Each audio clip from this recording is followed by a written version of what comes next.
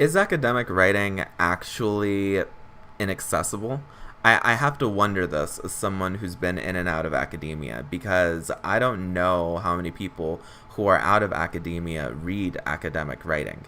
And if the people who are out of academia don't read academic writing, I have to wonder if it's because it's inaccessible or if it's because they've been led to believe that academic writing is too technical for them.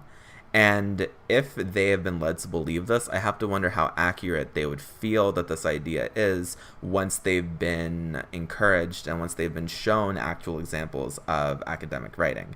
It's very important that we, in and out of academia, have this conversation because the idea that a certain type of writing is inaccessible to the public based off of the fact that it's a certain style of writing is almost classist. And the idea that academia and academic writing is inaccessible to the public definitely reeks of classism, even if it wouldn't necessarily qualify as classism.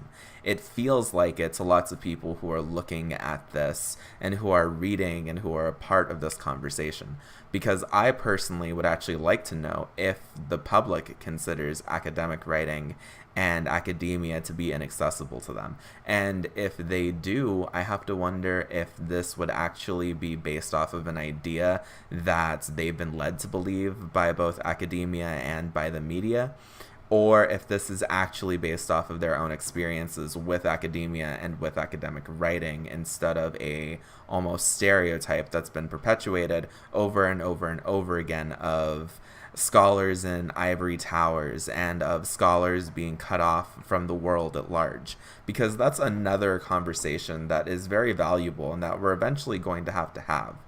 We need to address this idea at some point in the future that people who are scholars, that people who are researchers are somehow cut off from the rest of the world, and that the work that they're doing is somehow intangible and ununderstandable, impossible to decipher for people who are not part of that community.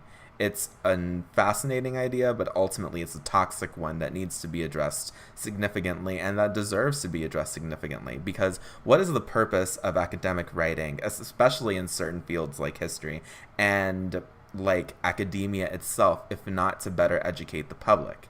If what we are doing is somehow actually inaccessible to the public, we need to know that directly and we need to work on ways to change it.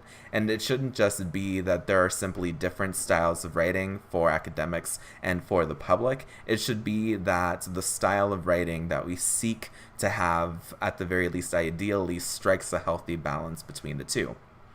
I hope that you guys are having a wonderful weekend, and I look forward to hearing what you think about what I just said.